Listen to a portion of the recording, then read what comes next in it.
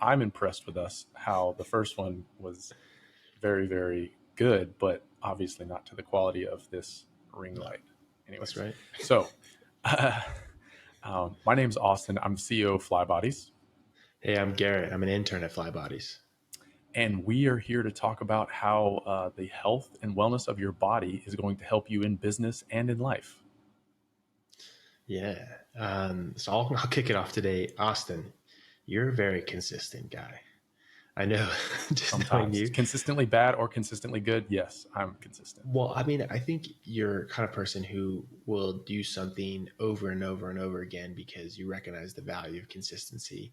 I myself struggle with that. Um, I love the idea of kind of like the one big push, right? It's like, if I could just stay up for 24 hours straight, then I could get all this work done that I have on my checklist. And so the Mm-hmm. thing that I wanted to ask you about um, is about consistency. And let's set this up. I'm doing a step challenge right now with my coworkers at the Air Force Academy. So that's something that we set up through Flybodies, right? The Yep. FlyFit app to do a step challenge, right? To get people moving more. And this step challenge started on a Friday, 2 Fridays ago. Mm-hmm. And then the next day I had scheduled to go on a 10-mile hike. So I'm like, perfect. I just got my Apple Watch. I'm going on a 10-mile hike. I'm gonna crush everyone. 100%. So I go on this hike. There's a long story to it. We kind of get lost a little bit. There's snow on the trails here in Colorado, even in the month of April. Mm-hmm. And at the end of it, I look at my Apple Watch and I'd done 25,000 steps.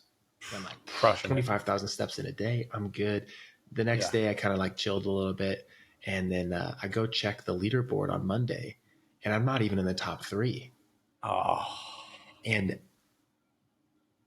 what I realized is that I did you're a 25,000 loser. steps I'm in just one kidding. day, but I didn't. No, I'm a loser.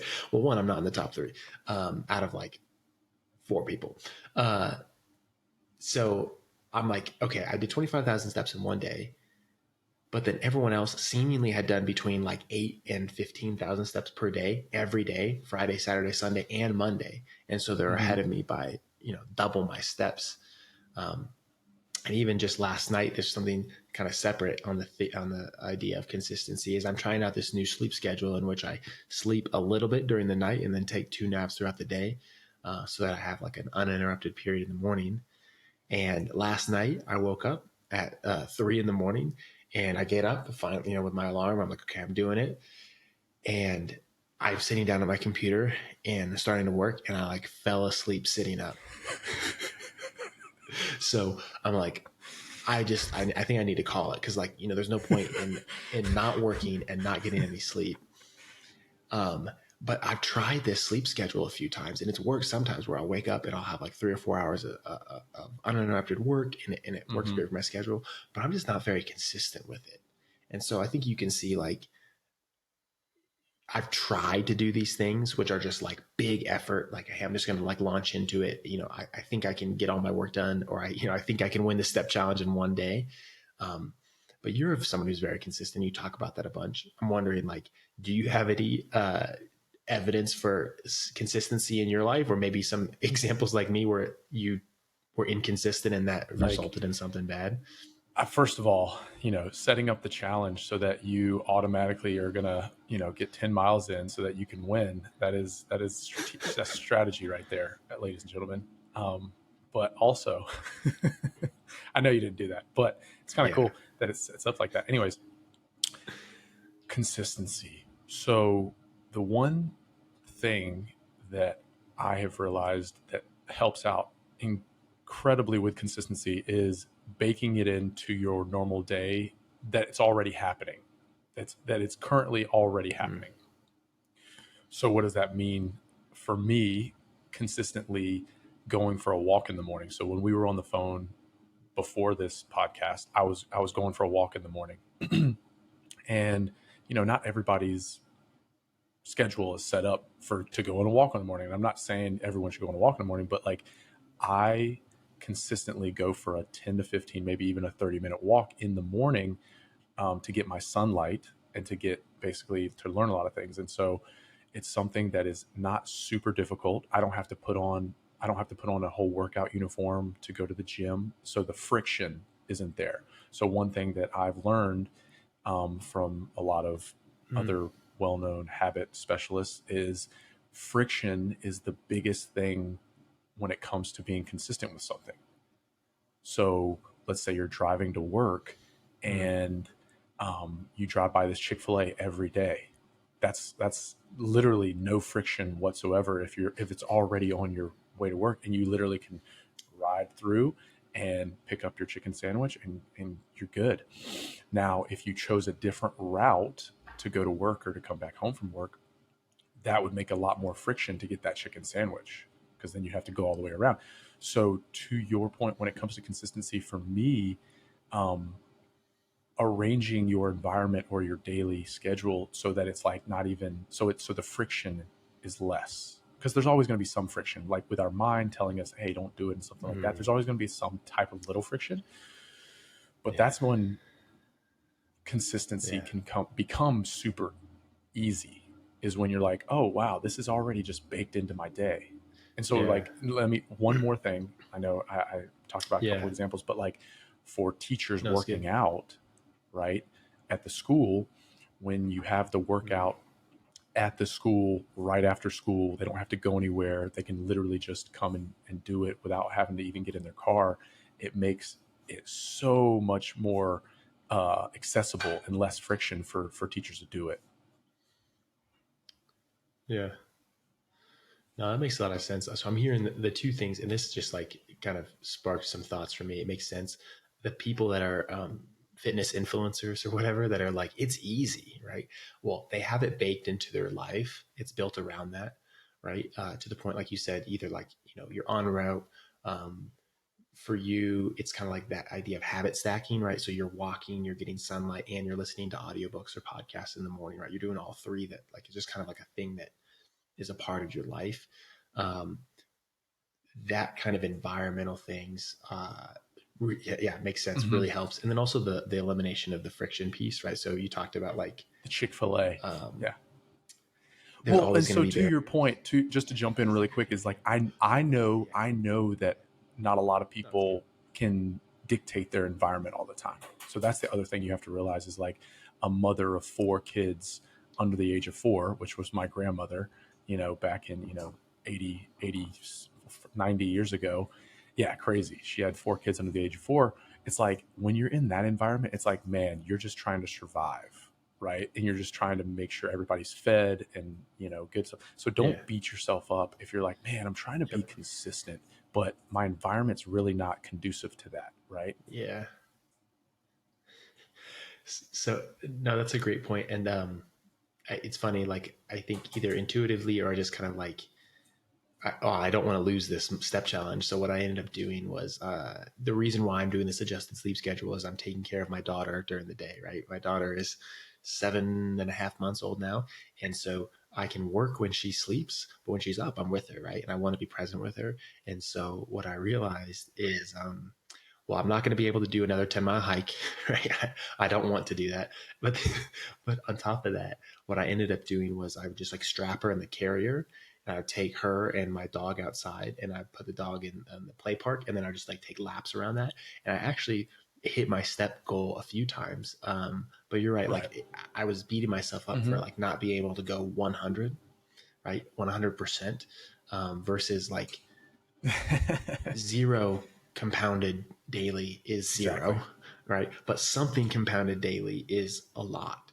And so Mm-hmm. just it also reminds me of the idea of no zero days, right? So I can't remember who I heard this from originally, but the idea is like, yeah, you might be having a bad day compared to your goals or your checklist, your to-dos that you have to do, but like don't let it be a 0 day. Don't let your lack of progress up until this point stop you from doing the next best thing, which is like, okay, I wanted to do all this stuff. I'm going to get off of my couch right now and I'm going to do 20 jumping jacks and 20 push-ups. That's all I have time for, but I'm going to do it. Um, and I know that sounds a little bit like, well, that's not going to do anything. It's like, but the consistent mindset to avoid 0 days is what matters. And 100%. I've seen you do that a lot. Just like either with yourself or like you talk about like with what you're setting up for the teachers, just like make it easy for people to do something, make a small deposit in their bank account, if you will. I love the no 0 days, what you said, like that, because that's way more attainable than saying like I'm gonna go for a 10-mile hike. And if you say, man, I'm gonna get just 100 steps in, right? Like no 0 days. That's such. We're gonna make shirts. That's Yeah. it's already No, done. No I zero think like days. I'm trying to remember like my Victor, he Yeah. told me about this originally, and Shout out but Victor Wu. yeah, that's right. No, so he got that from Sunrise because I saw an article about it. We'll have to figure out what that is and link it to give credit where it's due. But it's such a powerful idea that like I think consistency, like the friction that I'm talking about there, is the friction of your goals, the friction of what's attainable, the friction of what you expect of yourself, and that mental, internal kind of like wrestling that comes to like, I don't really want to wake up that early. I don't want to work out. Like, I don't want to put my shoes on. I don't want to go to the gym. Um, One, eliminating those practical factors is huge. But two, like the mental game of like, well, how do you approach your health and wellness? Like, how do you see it? And so I have taken, your example and tried to do a lot more the consistent, like everyday stuff, right? Versus like, um, I don't know, versus like the 10-mile hike idea, or just like Mhm. like have like a sprint, if that makes sense. And those are fun every once in a while, but they're not Exactly. sustainable, right? So okay. 100%. Yeah. And it's good to do those things every now and then to kind of push yourself to see where you can go. But like, um, it's hard to conceptualize what doing 100 push-ups and 10 pull-ups and a mile walk will do for you every single day. If but you It's hard to conceptualize that over an entire year. Like we can't say, oh man, what is that going to look like at the end of the year? And so being unable to actually imagine that is super hard. And so then it's like, okay, I don't know how that's going to get me, but I know that 100 pull-ups and 1,000 push-ups and 10 miles, if I do that, you know, every day for a month, I know I'm going to be just, you know, Well, no, so you're 75 hinting hard on thing, what you were talking about. exactly. So no, you're hinting at something that I think speaks to me a lot, which is if you did that 100 pull, 1,000 push-up, 10-mile run thing, you'd feel it. You'd be tired. You'd have that evidence immediately that you had done Exactly. something. And I think that's the thing that grinds my gears so much is like I'm having these days. Like yesterday was a day in which I had 4 things set out on my checklist. Right, I had like the one big thing, and then I had 3 things below that I wanted to get Hmm. accomplished, and I did all of them by the end of the day.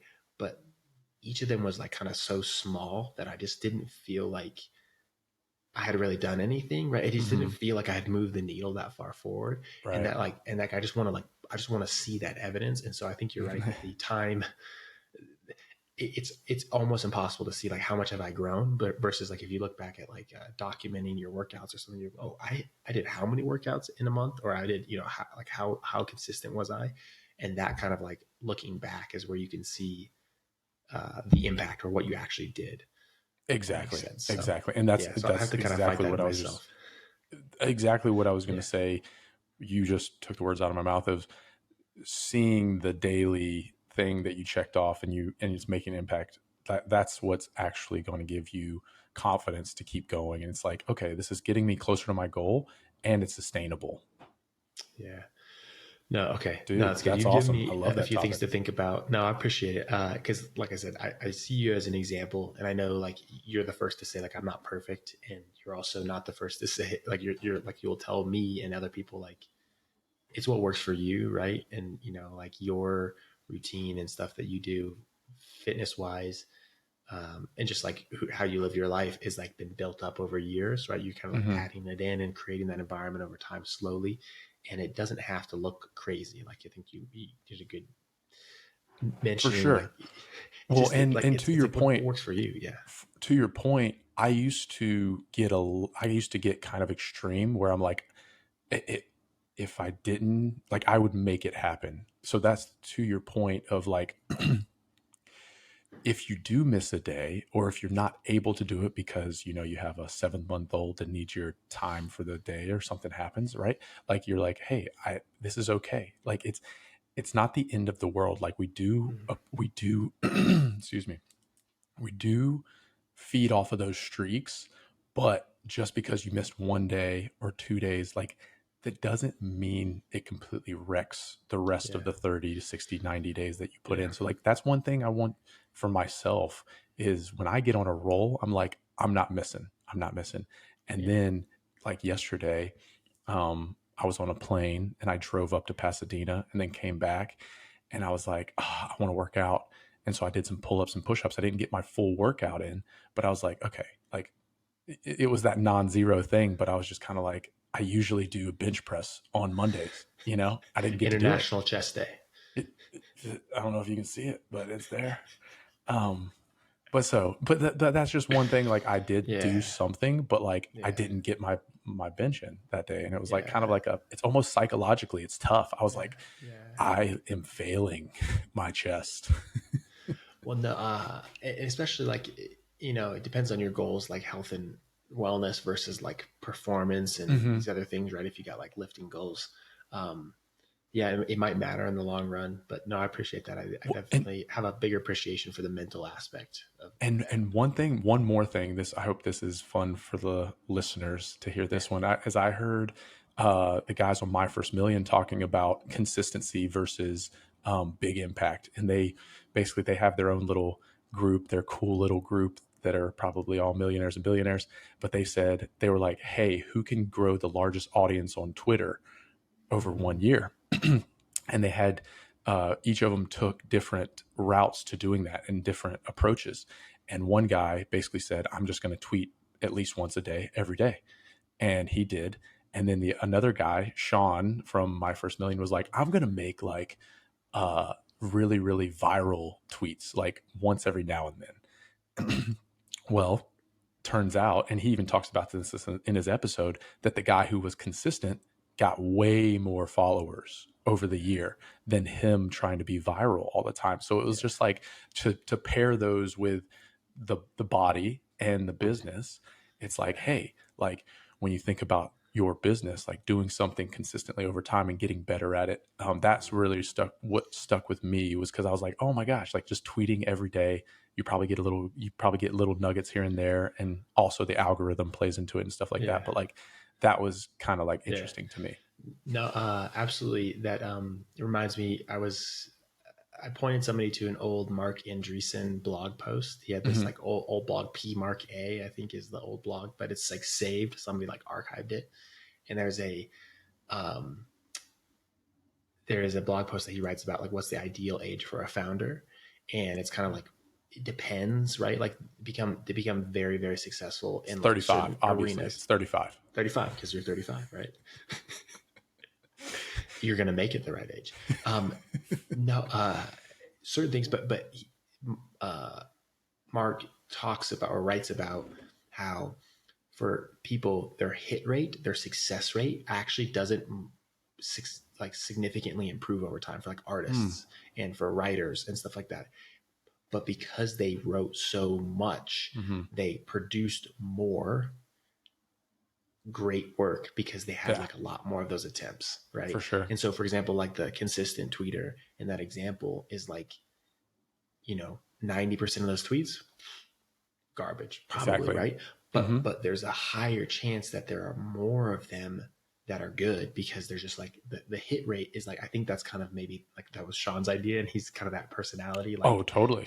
he's very creative and very successful at what he does when he does make his attempts. But it's like, I think it's belief in the one big thing versus like belief in that, hey, if I have enough swings of the bat or attempts here, I'm actually going to produce something magical. For So that sure. was a really, a lot of these things are kind of coming together for me. And like, I know working out, like you're not going to have like one magical workout, right? It's not the exact Mm-mm. same analogy, but the Yeah, idea is that like you you can't really improve your success rate much more over time. You should just try to hit as often as possible in order to right. get the result there. So 35 is the best age for starting a company. Um, 100%. and next year it'll be 36.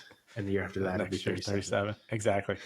100%. No, it's and I'll point you to, I don't know if you've ever read the book Originals, to your, Oh, I started it, but I yeah, didn't with finish Adam it. Grant. Adam Grant. It's due to your point of um Mozart made like 2,000 works of Mm-hmm. music, and only a Mm-hmm. couple of them actually hit, right? Like, and I say only a couple of them actually hit, but like, and then, artists make thousands upon thousands of pieces of art, and only one or two are actually infamous. And so for me, I was definitely under the impression that, oh man, these people did, sometimes we think, oh, these people just did a couple and like they were just super brilliant and it hit. But it's like, no, Yeah, they were inspired. yeah. But it's like, no, no, no, no, no. They did thousands upon thousands of reps. And in those thousands of reps, there was one or two things that were like, wow, that's amazing. So reps Yeah. upon reps. No, that's good, man. Well, I think we have done a good job at exploring the thing that I want to talk about. You've given me a Heck lot yeah, dude. to wrestle with. I'm gonna have to work on my psychology You here. know I But love that topic too. Jeez, you son of a well, gun. that's what I'm saying. Snuck that one on you. You're like, hey, we're talking about consistency, and Austin's like, bing, Oh, dude, I'm eyes lighting light up. up.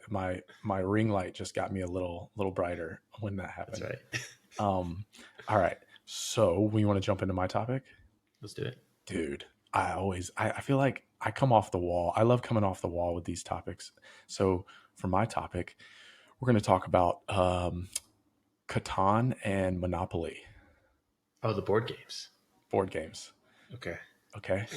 If you've never played Catan, most people have played Monopoly. I would say majority, maybe not It's been at around this point, for a long time. since technically like 1904. But essentially, the big reason why I want to talk about Catan versus Monopoly is, I'll give you the first quote from Yuval Noah Harari, who has written *Sapiens* Mm-hmm. and *Homo Deus* and a bunch of other really good books. And an interviewer asked Yuval one time, "What is the most important thing we should teach our kids?" And Yuval was like, "How to be adaptable." Mm-hmm. And that really stuck with me because the way the world is changing just all the time, just in such a fast pace, especially in today's world, like, Murphy's Law, I think, where it's like exponential growth. Um, It's Moore's law. it's just just go with me. I'm just kidding. Murphy's Law. I don't know all the laws. Okay, just I break some of them. And Hey, excuse. Ignorance is Moore's, no excuse for breaking the law. man, I was doing such a good job. I was on a good rant, and then all of a sudden, nope, it's Moore's Law. So, okay, Moore's Law. Anyways, the other stuff is true. You've all definitely said that adaptability, right? And so when I think about, um, as kids, playing games is how we learn the best.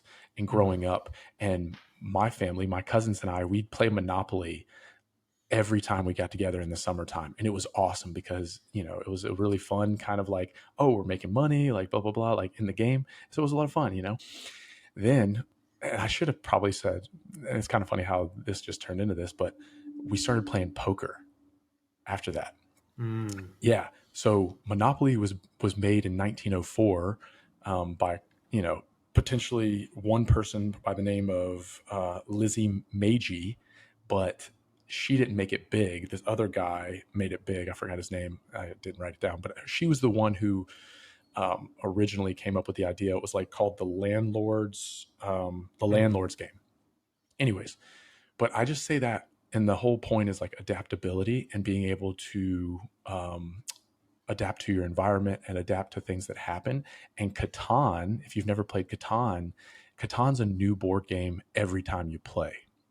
And you have to Mm. use your skill of interaction, of persuasion. You have to Mm. use being able to, come up with really, really good strategy and change your strategy as the game goes on, just in case something happens. And so for me, I was thinking, like, if there was one game that I played growing up that I would change, is, man, I would have played Catan growing up to get me ready for this world that we're in right now instead of mostly Monopoly. Now, we did play poker, which I think helped me out, but I think in today's world, it's not a cute cut, it's not a cut and dry square that you're going to go around every day that you're like, oh, this is how the game is played. No, the game is changing all the time. And so if you play Catan, you play a different game every single time you play. And so that's kind of what I like to talk about. Or Yeah, no, that was my topic. What do you think about that, Garrett? no, that makes sense. No, I like, I'm just remembering those days playing Monopoly, and it's like my strategy is I'm gonna go get the greens. I'm gonna go get the greens because I know the greens always land. And like, there's probably there is some math that you can like see online, like which properties are like more likely to hit than others and better Mm-hmm. strategies.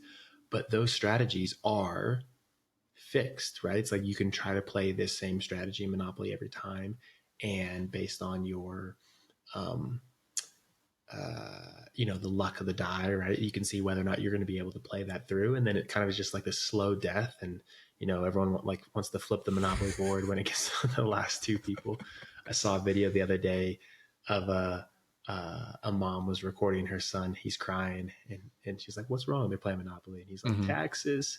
It's taxes. It's the worst part of the game." And it's like, yeah, bro, taxes in Monopoly and in life for sure. Mm-hmm. Um, no, but like that kind of there's a reason why there's like a really highly competitive Catan World Championship, and I got a little deep into a rabbit hole watching videos Oh, nice. of like world champion Catan players explain their strategy, and there's a lot that you're talking about that applies to real life, which comes to um, you might be the kind of person that wants to buy the victory points or whatever, those cards that you can just kind of like win the game, Mm-hmm. um, but that might not be possible for you just Right. based on like where other players play. And Mm-hmm. so I think that is a great analogy.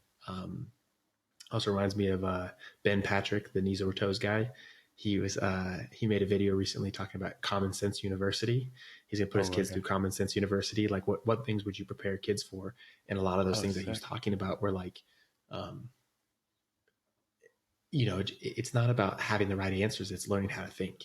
Mm-hmm. The core How principles, like right? how Yeah. core principles. So it's like, how do you approach things, and also um, maybe even just the mindset that things will change, Oh yeah, right? exactly. And that's the whole point Yeah. of like kind of pulling on that thread a little more of like, hey, we don't like someone told me this the other day, like 50 years ago, somebody could have said, oh yeah, like in 20 years, the world's going to look like this. Like this is what the world's going to look like. But like with AI, with just Amazon and Apple and all these people taking over the world and Tesla and stuff, you don't know what the world's going to look like completely in the next 10 to 20 years. And so, what are things that you can teach your kids that are going to make them successful? And it's like, oh, like, you know, I would say 10 to 20 years ago, everybody was like, hey, everybody should learn to code, right? And now they're saying, well, ChatGPT can, or Bard, or what's the one that you use a Claude. lot? Claude. Yeah. Like, it's going to be, obsolete. Like, it's not going to say that coders are going to be obsolete, but it's going to say, oh, it's going to be way different in the next 5 to 10 years. Yeah. Hmm. And so So that's the whole point. It's just like, what's like, and then also kids and ourselves, we learn so much easier when we're playing a game and we enjoy it. Or if you're losing, you're probably doing it too much, but you can always say like, how can I continue to play this game and get better each time? yeah. No, that right there reminds me of the infinite game versus like fixed game Mm-hmm. mindset, right? So if you heard the fixed game or finite game, infinite Mm-hmm. game, where it's like finite game is like really clearly defined rules. There's like you know only a certain number of players. There's an end state, and kind of like everyone knows the win conditions. And most games that we grow up playing as kids are finite games, right? By the end of Monopoly, one person's going to have all the money and everyone's going to hate them, right? Or I mean, in a lot of ways, it's good, right? For like sports, right? Like you wouldn't want to have a basketball game that never ended, right? You kind of want to have a winner and a For loser sure. at the end of the day. But what you're getting at, and this reminds me of this. I know Simon Sinek talks about this a lot. Mm-hmm. But the infinite game is, well, you don't really know who the players are. The rules are changing. It's more about staying in the game, ahead or behind, Totally. and those two things kind of tie into adaptability because if you have a fixed mindset or a growth mindset, so these two things kind of go hand in hand, where a fixed mindset is like, I have a certain set of skills or I am a certain way and I can't change. Whereas a growth mindset is like, I have the ability to change and grow. And what you said to me of like, how can I keep playing this game is like this really powerful mindset of like, I didn't get it right that first time, or hey, maybe like this first time that we played Catan, or even like in the first 3 turns, Mm-hmm. it's not going well for me. How can I like adjust? How can I like learn? And that's a very curious, playful, positive, optimistic mindset versus like a deterministic, like I'm going to lose, like there's nothing I can do. And I know for me in my life that as an adult, I've had to like revisit these like beliefs that I would have loved to kind of like had ingrained in me as a child Mm-hmm. about like, hey, like just try again. Like there's nothing wrong with that. Like, hey, you didn't get it right this time, just try again, right? Like there's so few things in life that are like one and you can never do it ever again. Right. No more attempts, Yeah. right? Uh, no, that's good. So yeah, I guess I just think that's so powerful. I think for my daughter, wanting to encourage her to develop that adaptability, that grit, that determination, that kind of persistence. Not for her to like be successful necessarily, but I think that just like that posture is just a better way to go through life because um, you don't feel so bad about yourself. Like Right. any one attempt is not a mark of who you are as a person, or Mm-hmm. not like a stain on your character if you don't get it right exactly the first time. So For sure. no, that's good, man. No, yeah. I'm gonna have to roll that into my parenting style Dude, here. I mean, Catan, get her she's going. always learning. That's right. 7 months. Molly, my wife is not a really big fan of Catan. She's more into like party games, like fun laughing games. But so Which is important. it'll be Which is me. important. They're both important. They're both important, right? So we have to balance that. Exactly. No, and it's um totally.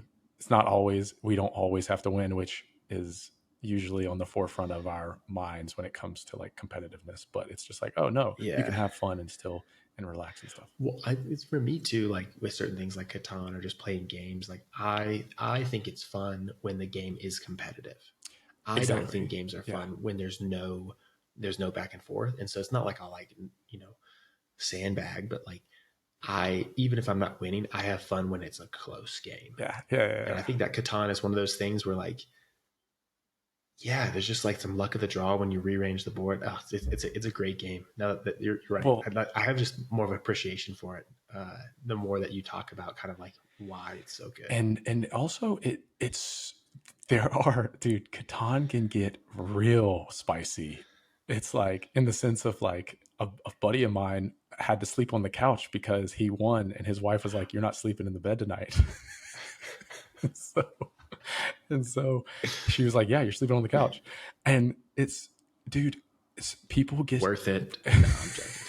people just get so competitive, and that's why I kind of like it too, is because a board game can bring out that such like so competitive spirit in anybody almost, because everybody feels like that they can win. Whereas like you said in Monopoly, Mm, if you literally get a couple turns behind, you throw up your hands and you just go, man, how am I going to dig myself out of this hole because this person just keeps yeah. compounding their money. Yeah. No, and I think just like to draw that analogy to back to the consistency thing that like if you feel like you're behind or like I haven't hit it or like I'm trying to um I like just thinking about being consistent Right. Yeah. Yeah. doesn't Yeah. mean that you'll never have any you won't have any misses, right? You're thinking, hey, you know, I can jump back on it or like Mm-hmm. I've felt this way in my life, feeling like I'm starting too late on this business thing, right? I have peers of Well, mine that are totally. like, Totally. I'll never No. be Yeah. 30 under 30 or whatever. I'm not feel like whatever, right?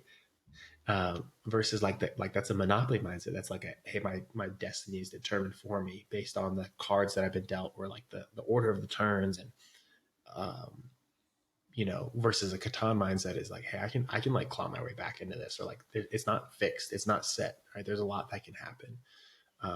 So yeah, I'm gonna have to remind myself of that. There's a magnet on our fridge that's a Catan magnet, but Nice. I'm now gonna interpret that as like Catan mindset Well, and we live at growth.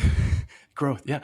Well, like, and that's how I feel is like 100 years ago, we lived in a Monopoly world. Now we live in a Catan world. And so like if you see it that way, Yeah. like If you see it, well, if you I would have say that like, mindset, yeah, you can see it as a coward. that and that's kind of how I look at it, is like, No, oh, that's good. 100 years ago there were clear like landowners and not landowners, and it was almost impossible to go from like poverty to big time landowner. In today's world, with as much technology and all this other stuff we have, we live in a Catan world, so it's like much more attainable. So Mm. that's it.